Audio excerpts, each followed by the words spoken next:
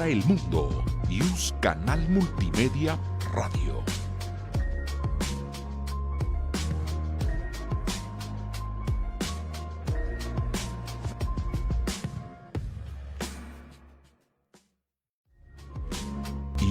News Canal Multimedia presenta Mundo Forense, conducido por Zoraida García Castillo, Anaí Rodríguez González y Carla Vázquez Barrera. Un programa de la Escuela Nacional de Ciencias Forenses y la Facultad de Derecho de la UNAM.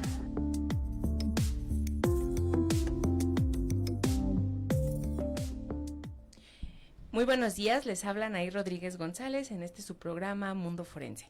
El día de hoy estamos transmitiendo desde la página de Facebook de Canal Yus Multimedia de la Facultad de Derecho de la UNAM.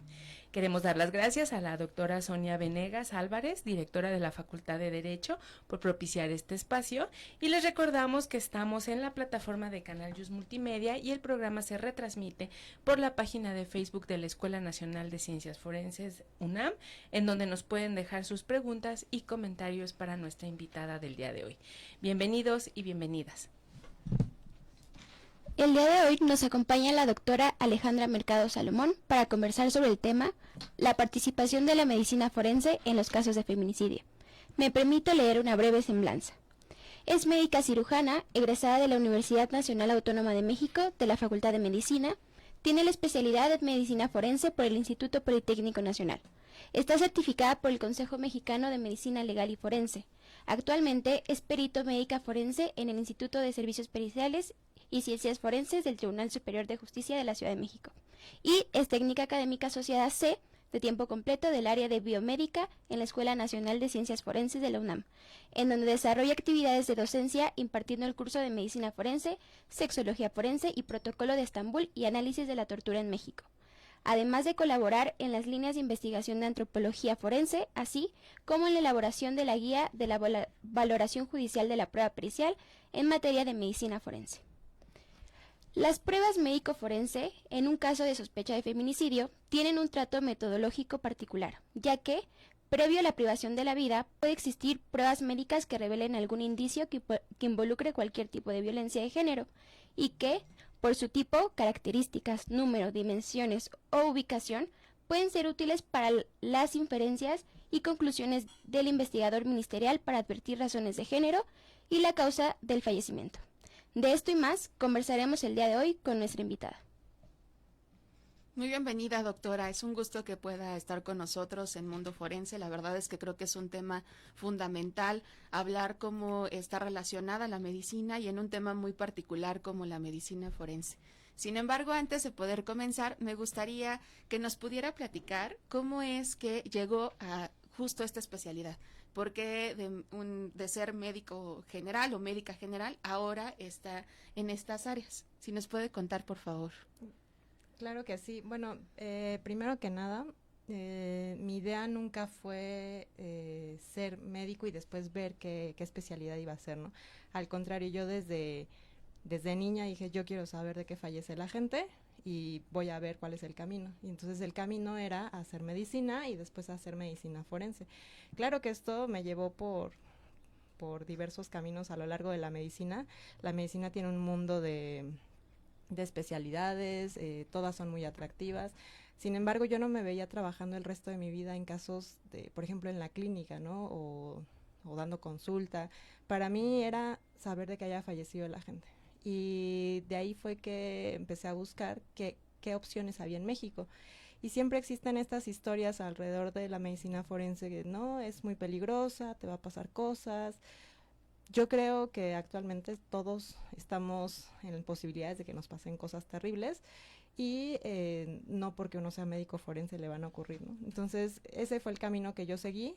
Estudié en la UNAM y después hice la especialidad en el Politécnico y la verdad es que no me arrepiento, es el motivo de mi profesión, ser médico forense, y quiero seguir ejerciéndola y para mí no hay otra opción de trabajo, ¿no? en este momento. Sí. Como ya decía hace rato, Carla, me parece a mí que abordar los temas de género en diferentes disciplinas es como una cosa ya necesaria, es una cosa que está muy transversalizada, o por lo menos ya hay como esa inercia, ¿no? De empezar a transversalizar esos temas. Pero creo que en el tema de la medicina ha sido como todo un reto poder ir ingresando esta visión de género, ¿no? Esta transversalización en la práctica de la medicina forense, ¿no? Un poco me gustaría que nos platicaras, pues, cómo ha sido tu experiencia justamente primero en la aproximación a estas temáticas relacionadas con las violencias de género, ¿no? Con todo lo que tiene que ver con estas ideologías, con la forma de investigar o de indagar, y luego lo complicado que ha sido a lo mejor aplicar esto a una disciplina que pareciera que pues está ya dado, ¿no? O sea, está ya dicho lo que se tiene que buscar, cómo se tiene que buscar, etcétera. Sí, es súper complicado. En el caso de la medicina forense, bueno, nosotros siempre trabajamos a solicitud de la gente del Ministerio Público. Y entonces, en esta idea de que son ellos los que nos solicitan el procedimiento, como que algunos pueden llegar a pensar, bueno, pues ellos nos solicitan un procedimiento A y yo ya no tengo la capacidad de hacer un procedimiento B, ¿no?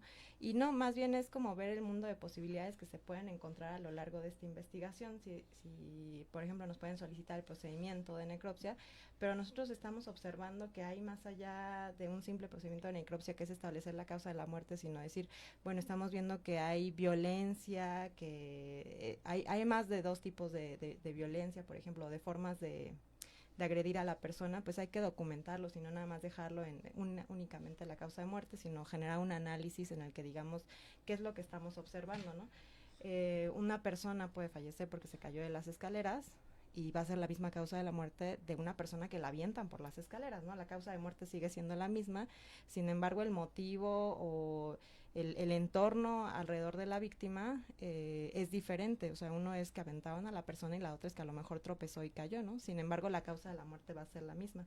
Entonces aquí es donde la medicina forense participa revisando este contexto, ¿no? O sea, ¿qué otras lesiones se pudieron encontrar alrededor de la muerte? A lo mejor hay diferentes temporalidades que, si bien no son la causa de la muerte, nos indican que la persona sufrió violencia desde antes, ¿no? Y es imposible decir que un golpe o que el resultado de un golpe se ocasionó a lo mejor el 17 de abril, pero sí podemos decir que tiene una temporalidad, a lo mejor un intervalo de tiempo de unas horas, un día, o a lo mejor de 15 días, que eso es lo importante. Con frecuencia se nos pregunta, como diga cuánto tiempo tienen estas lesiones, y eso es complicado, o sea, no lo podemos decir, es más, o sea, a través de análisis bioquímicos, pues tampoco es algo sencillo, pero sí podemos decir en un intervalo de tiempo que esta persona estuvo sufriendo violencia y que eso yo creo que ayudaría más a una investigación, más que decir una fecha exacta. Otra área de participación de la medicina pues es los contextos de vulnerabilidad que la víctima puede tener, ¿no? O sea, puede estar en estado de desnutrición, que si bien puede ser no tiene que ser su causa de muerte. Por ejemplo, pensando en este ejemplo de alguien que tiran por las escaleras, no va a ser la causa de la muerte la desnutrición, pero sí nos indica que la persona estaba en un estado de vulnerabilidad en el cual era imposible que se defendiera, ¿no? Una persona en desnutrición pues no puede defenderse de la misma forma que una persona que está en condiciones adecuadas.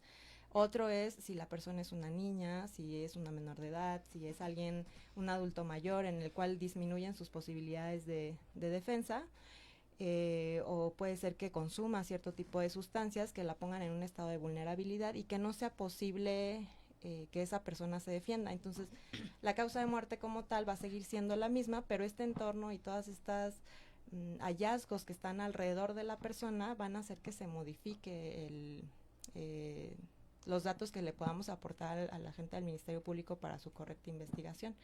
Y pues siempre tener en cuenta que trabajamos en conjunto, ¿no? O sea, no, a veces se puede entender como que no nos llevamos bien, pero por el contrario, o sea, en teoría hay que trabajar en conjunto y ayudar al correcto desempeño de la justicia. Doctora, a mí me gustaría que pudiera explicarle al auditorio que nos sigue, que son estudiantes no solamente de ciencia forense, sino de otras áreas, o al público que nos está escuchando, que nos está siguiendo, un poco cómo es la intervención a partir de estos protocolos que ustedes tienen que seguir. Y pues si vamos como encaminando un poco y vamos hilando a la medicina con cuestiones de género, ¿cuál es la diferencia o por qué es importante que exista un protocolo para feminicidios, para homicidios, si nos enfocamos como a esa área de la parte de la medicina, y que nos puede ir explicando cómo es que funciona esta metodología con ustedes y en la parte práctica? Nosotros como médicos tenemos un orden en el cual tenemos que seguir para revisar una persona que está viva, ¿no? Hacemos una inspección, una palpación, y después podemos solicitar algunos estudios de laboratorio y después emitimos un diagnóstico. En la parte forense, nosotros hacemos una revisión externa. Primero leemos, estamos en un contexto de qué es lo que le ocurrió a la persona, lo que se está investigando, y después hacemos una revisión externa del cadáver en este caso. Posteriormente hacemos una revisión al interior del cadáver y después vamos relacionando estos hallazgos externos e internos. Hay que tener una metodología, hay que ser ordenados, tenemos que ir de la cabeza hacia los pies, de derecha hacia la izquierda y de adelante hacia atrás. Obviamente esto puede llegar a modificarse, pero bueno, la intención de que sea en ese orden es que no se nos vayan elementos, ¿no? Que no se nos olvide qué pasó y que ya documentaste lo del pie. No, todavía no, porque me fui a la espalda, ¿no? Sino intentar que siempre tengamos un orden con la intención de que no se nos pase nada. Después de hacer esa revisión externa, tenemos que hacer una revisión interna en la cual tenemos que revisar todos los órganos. La disección que nosotros escojamos hacer no está limitada, o sea, nosotros podemos escoger diferentes disecciones, diferentes tipos. El punto es que se revise todo de manera completa, que todo se revise, el cerebro, se revise el corazón, el hígado y todos los órganos que tenemos. Con la intención de que se realice una necropsia con perspectiva de género, lo ideal es que tomemos muestras, y muestras, por ejemplo, de genitales, de órganos sexuales, que se tomen muestras, ¿no? Y entonces, a veces existe esta idea de que no se requieren tomar muestras porque la causa de muerte a lo mejor era, no sé, algún tipo de cáncer, ¿no? Sí, puede ser que no se requiriera en ese momento, pero siempre es mejor contar con toda la información, porque la necropsia es el único momento en el que nosotros realmente vamos a estar en contacto con el cadáver, y si no lo tomamos en ese momento, difícilmente se va a poder tomar después y se va a modificar posteriormente, ¿no?, a una necropsia.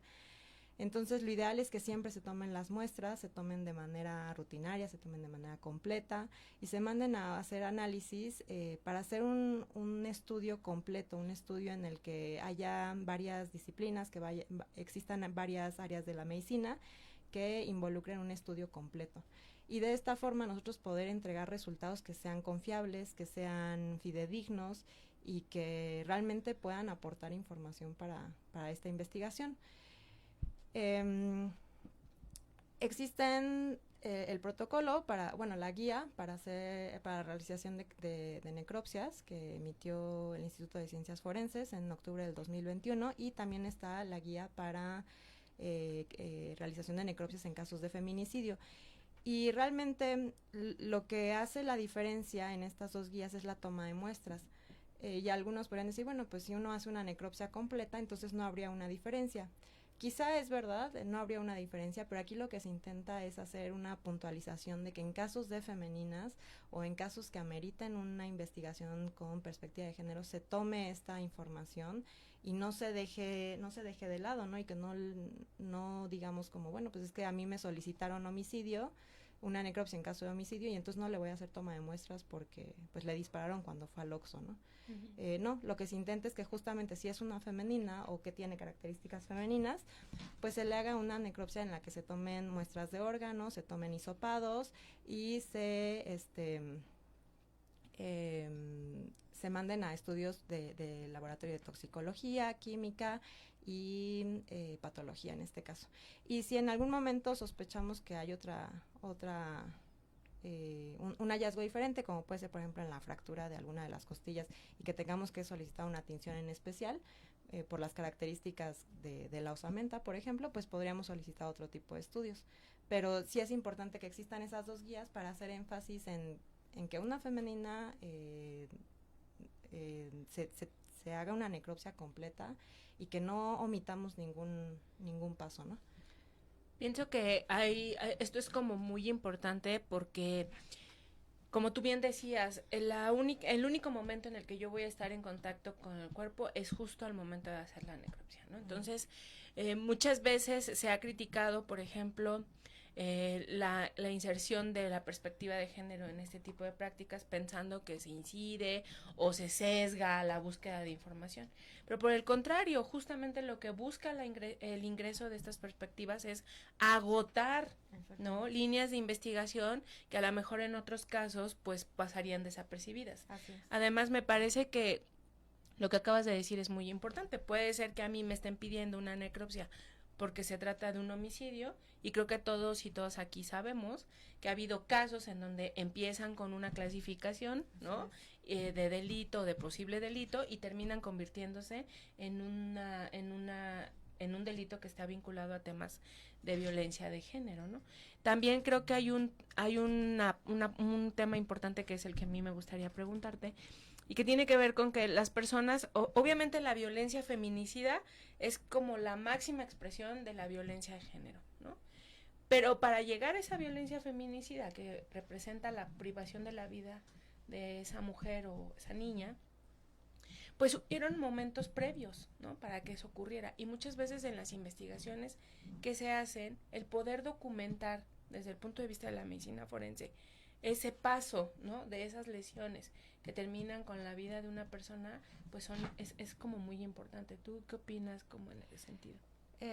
Sí, efectivamente, la violencia siempre va escalando, ¿no? O sea, lo que comienza con una equimosis, a lo mejor en el brazo derecho, sin mayor importancia, después se convierten en 10 equimosis en los brazos, ¿no?, en ambos brazos, y después se convierten en otras equimosis que fueron ocasionadas por patadas en los muslos, y después se convierten en más equimosis, y si lo analizamos de manera unitaria, una equimosis tarda en sanar menos de 15 días y no tiene generalmente mayor importancia, ¿no? Pero si lo analizamos de manera conjunta e integral, nos damos cuenta que una equimosis nos puede dar información de temporalidad, que son equimosis que se produjeron en temporalidades diferentes, que esa persona está sufriendo violencia, que fue varias veces a denunciar al Ministerio Público, y que por diversas cuestiones no se pudo solucionar su problema, y finalmente la víctima, pues en la mayoría de las ocasiones ya termina falleciendo, ¿no? Pero que efectivamente hubo elementos muy sencillos que estaban ahí, que nos estaban diciendo, hay un foco rojo, esta mujer está siendo violentada, y que les digo, si lo analizamos de manera unitaria, pues no nos aporta mayor información una equimosis, pero de manera integral pues nos estaba diciendo, esta mujer está siendo violentada y tenemos que hacer algo, ¿no? Y de manera interdisciplinaria, o sea, no nada más como parte de la medicina, sino a través de otras disciplinas. En el caso específico de la medicina, pues esto se puede llevar a cabo de registros al momento de que la persona lesionada va a denunciar y que se le hacen revisiones, pues ahí empiezan la documentación, después se le da un seguimiento por parte de la gente del Ministerio Público, y esperemos que esta persona no sea violentada en lo que continúa su investigación, pero pues por ejemplo, si esta persona hubiera llegado al hospital, pues también hay que recabar los registros del hospital para saber si no ha tenido alguna intervención que ponga en riesgo su vida, y que se tiene que ir como juntando de manera paulatina, ¿no? En definitiva, la violencia siempre va en escala, nunca es un evento aislado, siempre va escalando, entonces les digo, lo que una equimosis simple puede terminar en golpes en la cabeza, luxaciones, fracturas, golpes, patadas en el abdomen, y que yo creo que hemos visto alrededor de todos los casos que ocurren que nos ponen en la televisión, ¿no? O sea, lo vemos como las narraciones. Es que al principio me hablaba feo y eran a lo mejor gritos y palabras que no tenían como mayor importancia, y que terminan siendo en personas que son golpeadas y llevadas al hospital, y que finalmente pues en la expresión máxima de la violencia, que es el feminicidio, pues llegan a fallecer. Y en casos de otro tipo, que por ejemplo no son específicos de feminicidio, por ejemplo, si no recuerdo mal, en Querétaro existe el transfeminicidio como delito, pero esto lo dejo entre paréntesis porque no estoy muy segura. Pues también es aplicar esta misma metodología, y en la parte de la integración del delito, pues ya le competiría al Ministerio Público, pero en definitiva el médico y otras disciplinas es quien va a dar toda esta información para que efectivamente puedan reunir y hacer una integración del delito de manera completa, ¿no? También existen delitos que, por ejemplo, hay ocasiones en los que el delito ingresa como feminicidio y que después se dan cuenta que efectivamente no reúne las características de un feminicidio y no pasa nada, o sea, tampoco está mal, ¿no? Pero este resultado se llega justamente porque de inicio se obtuvieron todos los elementos necesarios para decir, ok, no cumple con las características de un feminicidio y se va a continuar como un homicidio. A diferencia de un homicidio, si nosotros nos limitamos y no tomamos las pruebas, pues a lo mejor era un feminicidio y jamás lo vamos a saber. Claro, o sea, creo que ahí la exhaustividad en la investigación, en el sentido de decir, bueno, yo voy a explorar todas las líneas que hay y voy a buscar la toma de muestra, voy a hacer los estudios conducentes, que ahora que regresemos del corte creo que será interesante que podamos hablar qué tipos de estudios se hacen.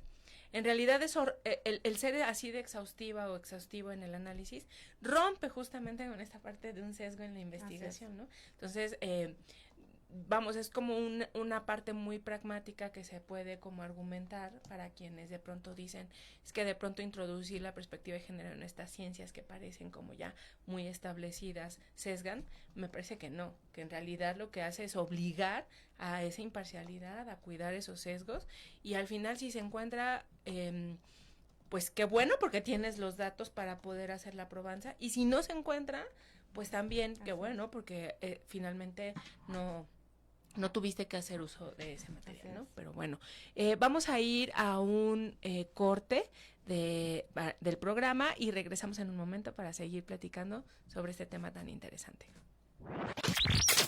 Gracias por escuchar la transmisión News, Canal Multimedia.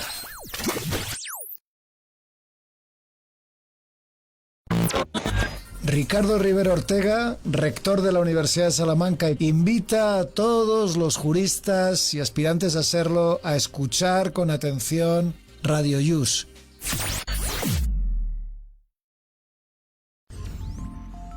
Las voces expertas del Seminario de Derecho Romano se escuchan todos los jueves del mundo a las 11 de la mañana con la doctora Consuelo Sirvent en su emisión radiofónica Doctus Legum. Jueves, 11 a.m. A través de Yus, Canal Multimedia.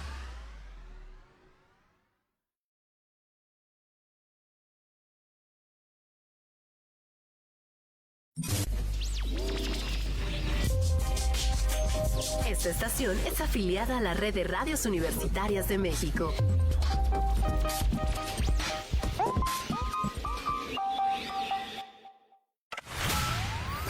El Seminario de Derecho Civil de la Facultad de Derecho de la Universidad Nacional Autónoma de México los invitan a escuchar Tópicos de Derecho Civil. Un programa de fondo con temas de derecho civil y derecho familiar. Todos los jueves de 13 a 14 horas a través de Yus Canal Multimedia. Conozca todos los programas en la plataforma de educación a distancia.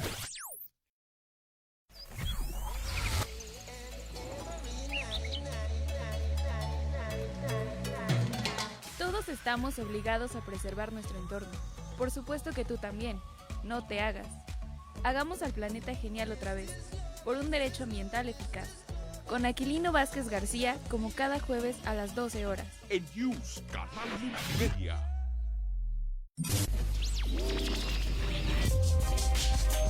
Esta estación es afiliada a la Red de Radios Universitarias de México.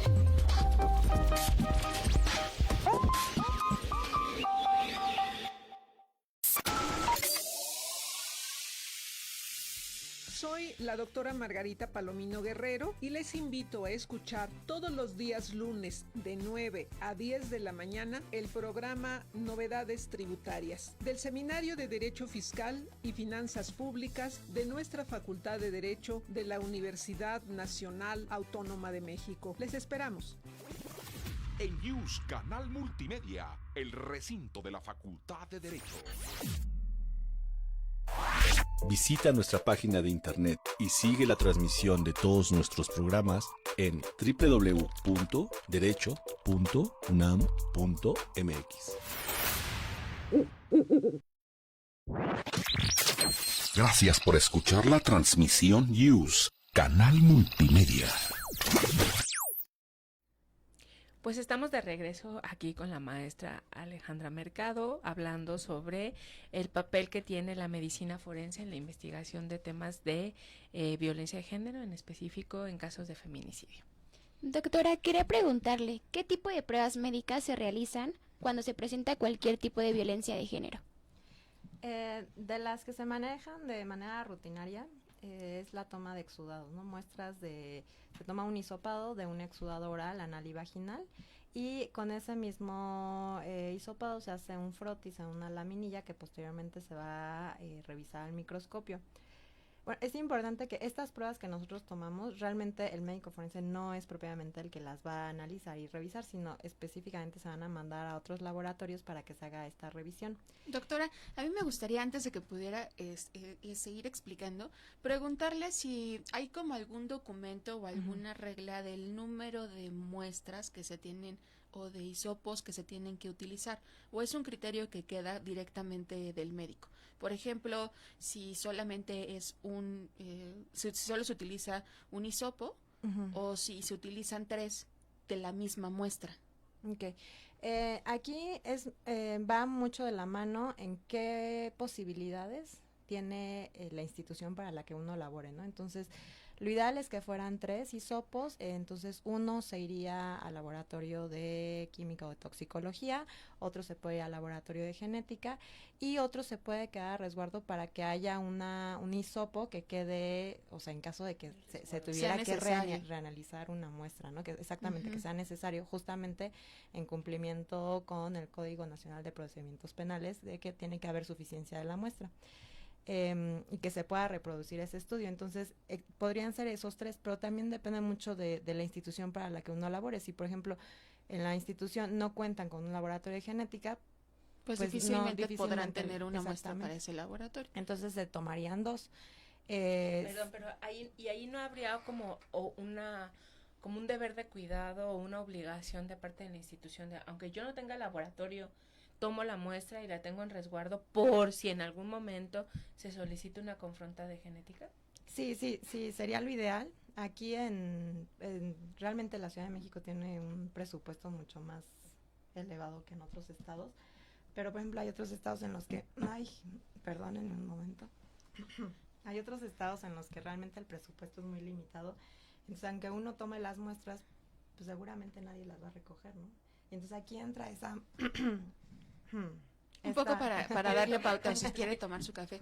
Yo le preguntaba para saber si en los mismos protocolos se especifica un número y puede ser como exigible para los servicios periciales o para los médicos, o en realidad también queda un poco a criterio, a circunstancias, a la parte material, o sea, ¿por qué 3 y no 5? Como justo para prever que si se requiere con posterioridad la intervención de un perito particular o si la asesoría jurídica requiere algunos aspectos particulares. O sea, entiendo un poco las condiciones y en efecto no nos podríamos comparar con los estados, ¿no? Por desgracia. Pero, ¿qué sucedería? ¿Hay como algún tipo de documento que lo estabilice, que lo señale, que pueda, o simplemente se tiene que prever estos aspectos, pero no hay una normativa o un protocolo internacional que lo pueda definir? Eso me gustaría que pudiéramos como ahondar un poco. Sí hay un protocolo internacional y de hecho es una guía que emitió la ONU en el 2004, si no recuerdo mal, y esta guía sí especifica que deben de ser 3 hisopados. Okay. 3 hisopos con el exudado correspondiente, ¿no? Ese sí lo especifica. Y esta parte como de los laboratorios, depender qué laboratorio se tiene en la institución, pues ya es algo como acoplado a nuestro país, ¿no? Y a las circunstancias. Y a las y las circunstancias, características. efectivamente. Ujú. Muchas veces pues se pueden hacer la toma de las muestras y pues ahí se quedan sin analizar, o puede haber otros casos en los que sí, a lo mejor por la magnitud del caso o porque en ese momento sí había recursos, pues se pueden solicitar otros estudios, ¿no? Pero sí, la guía que emitió la ONU para casos de violencia de género sí menciona que deben de ser 3. Okay. Efectivamente son 3. Y de estos 3 hisopados, de estos 3 hisopos de cada exudado se deben de hacer una muestra, un barrido en una laminilla para poder revisarlo al microscopio. Aquí son 2 laboratorios diferentes, ¿no? Uno es el laboratorio de toxicología, también puede ser el laboratorio de genética para un estudio en específico para un análisis genético, para tener un perfil genético. Y el tercero sería para el laboratorio, o en este caso el análisis por el patólogo, para que nos diga si efectivamente se observan espermatozoides en la laminilla, ¿no? Ahora, hay ciertas condiciones que se tienen que hacer al momento de esa toma de muestras. Lo primero es no lavar al cadáver antes de hacer la toma de muestra, sino más bien hacer la toma de muestra y posteriormente hacer el lavado del cadáver. Y cuando se hace el barrido en la laminilla, pues no hacerle así nada más, ¿no? Sino con una técnica especial, hacer un barrido, pero sin que se estén como lisando las células, y después hacer una fijación de estas mismas células para que se puedan observar. Si este procedimiento no se hace adecuadamente, pues puede salir que en las laminillas no se ve nada y que en el análisis de toxicología pues sale positivo para la sustancia que se está buscando, ¿no? Entonces, lo ideal es que desde que se toma la muestra se haga correctamente para evitar justamente que salga uno positivo, el otro negativo, y que después haya como puntos de controversia, efectivamente, en los que uno termina diciendo, pues a lo mejor sí es una mala toma de muestra, ¿no? Y pues con qué cara. Entonces, esas son las opciones. Y dentro de los otros estudios que se solicitan, por ejemplo, son análisis toxicológicos, que en este caso serían en sangre, pues para saber si la víctima estaba bajo los efectos de alguna sustancia, como puede ser alcohol, no sé, marihuana, cocaína, y algunas otras sustancias que ahora, por ejemplo, fentanilo, ¿no? Que es un tema que está en este momento, u otra sustancia que nosotros podamos pensar y que en el laboratorio pues la detectan. Entonces, esos son como los principales. Doctora, también está la... sí. Perdón que le interrumpa, es que voy como claro. teniendo como algunas ideas. ¿Debe existir la toma de muestra de un lugar particular para que sea, o para que tenga un mayor efecto, o para que se pueda profundizar en las sustancias? Por ejemplo, la toma de muestra que se manda a toxicología para ver si existe o no algún tipo de narcótico, ¿debe ser de algún lugar específico? ¿Se recomienda? ¿O puede ser de cualquier parte del cadáver? Un poco pues por los procesos que van surgiendo una vez que se pierde la vida. Lo ideal es que se hiciera una disección de la vena femoral, en este caso, pero por la complejidad que esto implica, pues por lo menos se ha determinado que se realice la toma de muestra de manera rutinaria de la cavidad craneana. Lo que sí no se recomienda es que se hagan tomas de muestra, por ejemplo, de la cavidad torácica, donde ya puede estar contaminado, donde ya estuvo en contacto, pues a lo mejor con el instrumental que se utilizó, o con otro, incluso con los órganos, ¿no? Sin embargo, lo ideal es que se mande sangre, ¿no? O sea, que se mande la muestra para su análisis. Lo ideal es que sea de un lugar que no esté contaminado, o que pueda evitar como estos sesgos por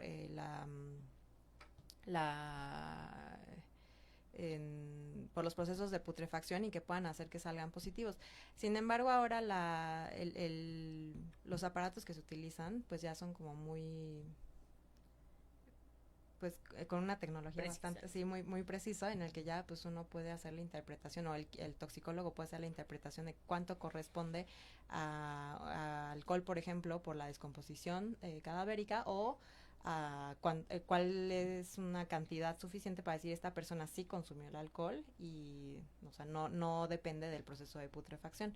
Entonces, lo ideal es que se mande sangre. Si no llegase a haber sangre, pues lo ideal es mandar hígado.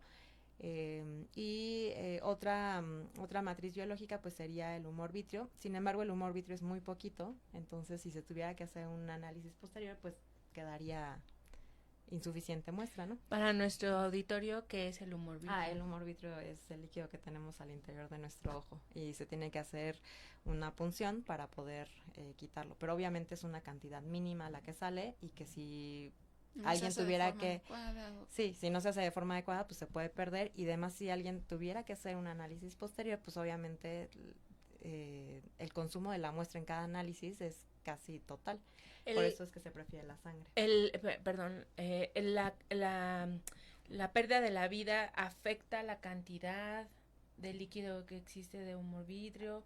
¿Tiene alguna relevancia en cuanto a la parte de la...? Mientras existe el globo ocular, pues ahí va a estar, ¿no?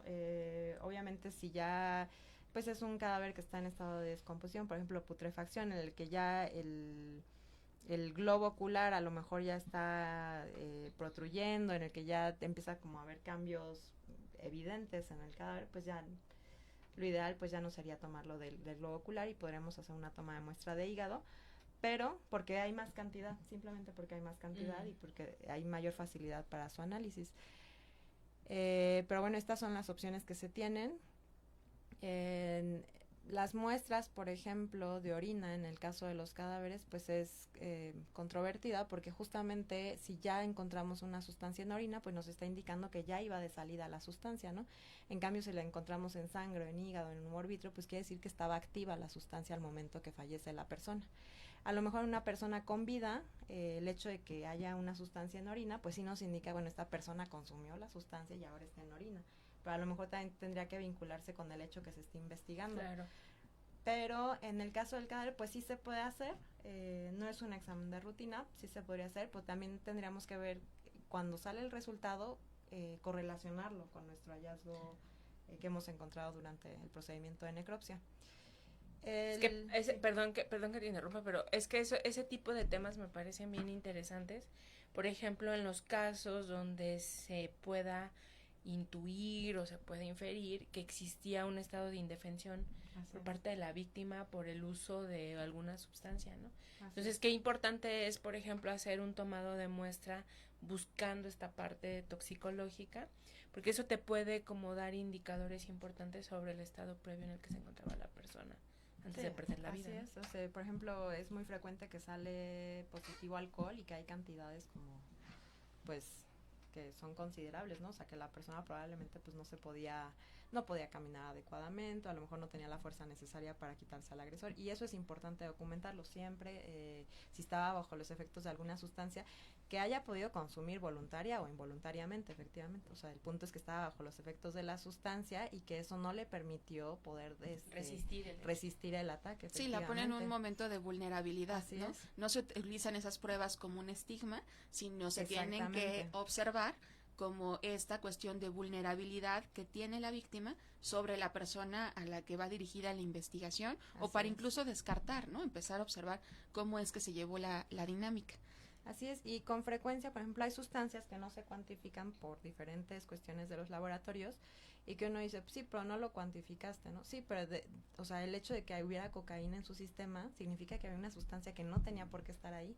O sea, no es normal que exista la cocaína en la sangre de alguien, ¿no? Entonces, haya sido poquito o haya sido mucha, la persona tenía efectos de una sustancia ilícita y que pudo haber condicionado el ataque que le realizaron a la persona, o que ya no pudo haber resistido, o múltiples factores, ¿no? El punto es que la sustancia no tenía por qué estar ahí y está, sea o no sea cuantificada. Lo ideal es cuantificarse, pero si el laboratorio no lo puede cuantificar, pues no pasa nada. O sea, el hecho de que la sustancia esté ahí nos indica que por alguna razón estaba ahí, ya sea que la consumió de manera voluntaria o que también fue de manera involuntaria, que eso sería mucho más grave.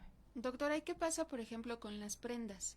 ¿Ustedes también hacen como el resguardo de las prendas, el análisis de ellas, o les llega propiamente el cadáver y no tienen como estos elementos, sobre todo un poco por digamos como los procedimientos que se tienen que realizar, en donde usted dijo, pues no se lava el cadáver, sino al contrario, lo primero que hacemos es la toma de muestra y luego ya se tienen otros procedimientos. Pero en el caso de la ropa, esto sí es importante, no es importante, puede haber relación, o ustedes no se meten justo como en analizar esto?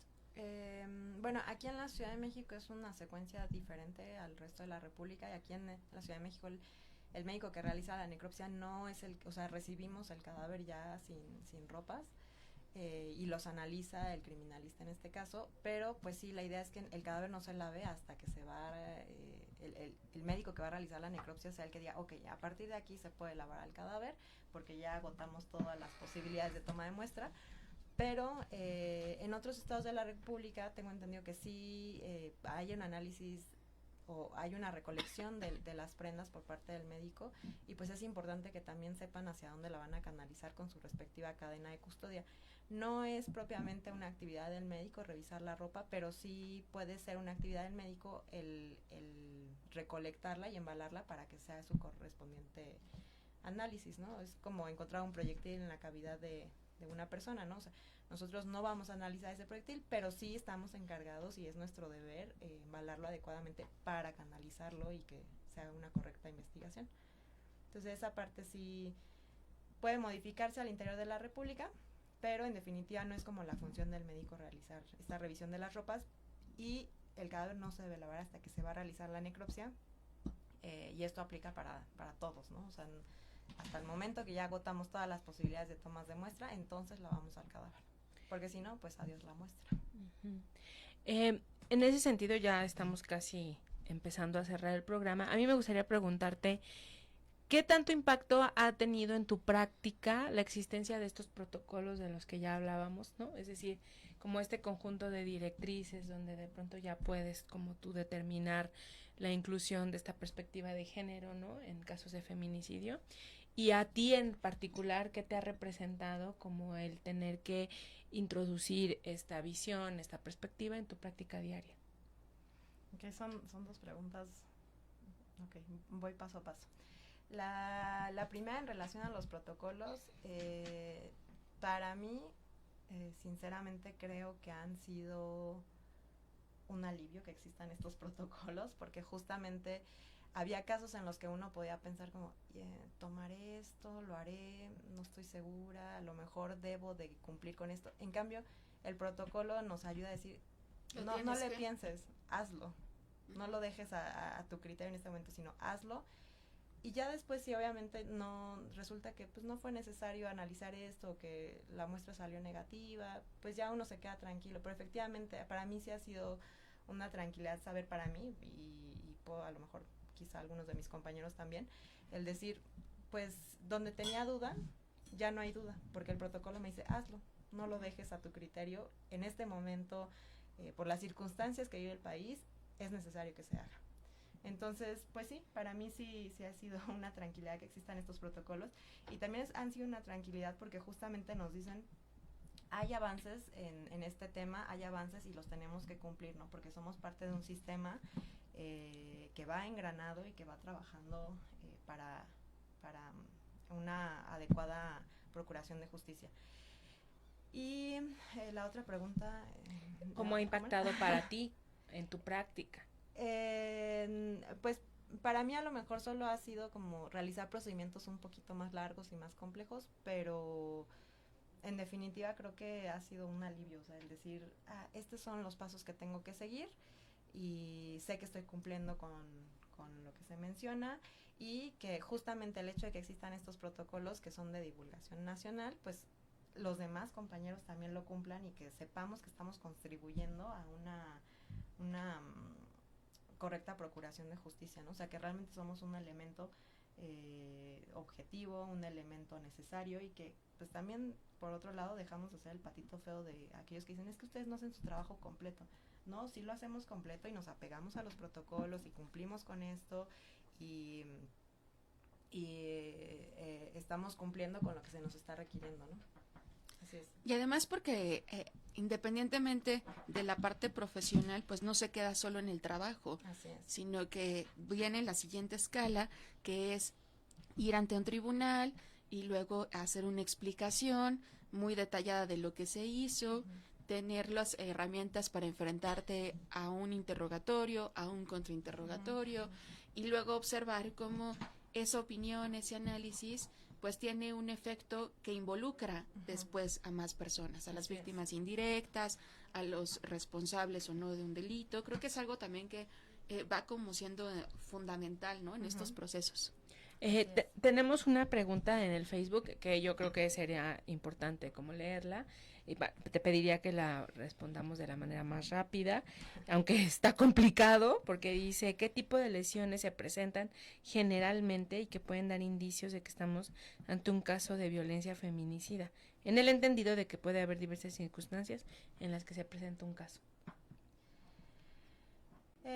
Sí, está muy complicada de contestar rápido. Pero bueno, ahí el hecho de que sean repetidas, lesiones que son repetidas, que a lo mejor pueden ser muy sencillas, pero que se repiten, esos pueden ser un foco rojo.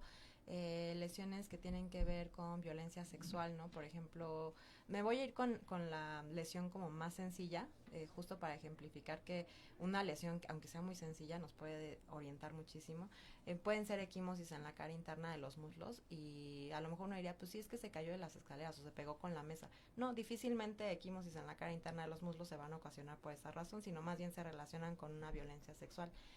Equimosis distribuidas de manera uniforme en el cuerpo, eso también nos indica un tipo de violencia muy particular. Hay otro tipo de lesiones que se llaman lesiones overkill, en las que son lesiones que son extralimitadas, ¿no? O sea, a lo mejor pudo haber fallecido con una sola cuchillada o con un golpe, y resulta que tiene 100 cuchilladas o tiene 100 equimosis distribuidas en el cuerpo. Por ejemplo, eso ahí ya nos denota una violencia franca, ¿no? Y esas son llamadas overkill.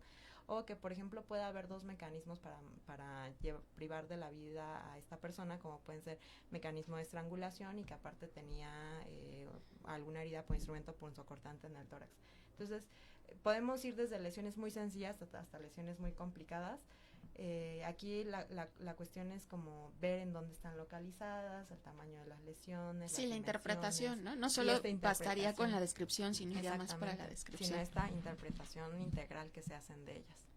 Doctora, estamos ya al cierre y solo queremos, para que no se quede como en el aire, que nos cuente un poco sobre su obra de arte, si se pudiera en un minuto, pero si nos cuenta sobre la obra de arte para que la pueda ver nuestro público, ya está apareciendo, entonces, ¿por qué eligió? Les cuento, bueno, La Madonna es una obra de arte de Edvard Munch. Esta fue pintada en 1894, 1895, tiene varias representaciones, y a mí lo que me gustó más de esta obra es que justamente la interpretación que se le da a la obra es muy variada. Entonces va desde la representación de la mujer como esta cápsula de belleza en el que es la feminidad, de la belleza de esta mujer, pero que al mismo tiempo consideran una imagen que es profana, ¿no? Entonces que es completamente opuesto a lo que en un inicio se pensaba. También esta obra de arte pues nos interpreta como algo revolucionario para la época, que es la sexualidad de la mujer, y que justamente al momento de hacer los análisis de la obra, lo que se pensaba era como que se exploran temas de amor, de angustia, de miedo, de temor, todo esto a través de la misma pintura. Y después hay unas interpretaciones un poquito más feministas, y una de ellas es de Carol Duncan, la cual ella interpreta esta obra como una femme fatale, ¿no? Una vampiresa que pues expresa como todo lo grandioso que puede ser una mujer, pero que al mismo tiempo denota como cierto miedo y como estas pinturas obscuras, en el cual también como que menciona la opresión que hay hacia la mujer. Entonces, para mí esta pintura pues justamente representa la complejidad que tiene la investigación del feminicidio, entre entender el entorno social, la vulnerabilidad de la mujer, los factores intrínsecos que pueden llevar a una mujer a que sea víctima del feminicidio, y los factores sociales que involucran el tema, ¿no? Entonces esa es como la razón por la cual escogí esta obra, y que a mí particularmente este pintor me encanta. Varias de sus obras siempre tienen una historia maravillosa alrededor de cuando se hicieron. Pues muchísimas, creo que con la explicación nos vamos con un cierre muy bueno del programa, ¿no? Sobre todo con esta última interpretación de la pintura. Bueno, pues hemos terminado el día de hoy este programa que ha resultado muy ilustrativo sobre el tema que abordamos. Les invitamos a inscribirse en los cursos que está comenzando a ofertar la Escuela Nacional de Ciencias Forenses. Actualmente tenemos en curso la inscripción al Diplomado de Formación Teórico-Práctica sobre investigación y documentación de posibles hechos de tortura basada en el Protocolo de Estambul. Además, les recordamos también que pueden enviar sus manuscritos para dictaminación y posible publicación en nuestra revista digital de Ciencias Forenses. Todo esto como parte de las actividades que tiene la escuela para hacer una divulgación y difusión de las ciencias forenses. Les agradecemos su presencia en este programa y nos vemos la próxima semana en una nueva emisión de Mundo Forense. Que pasen muy buen día. La Facultad de Derecho agradece a quienes realizaron este programa, conductores, invitados y productores, quienes participan de manera honoraria. En News, Canal Multimedia, Derecho a tus oídos.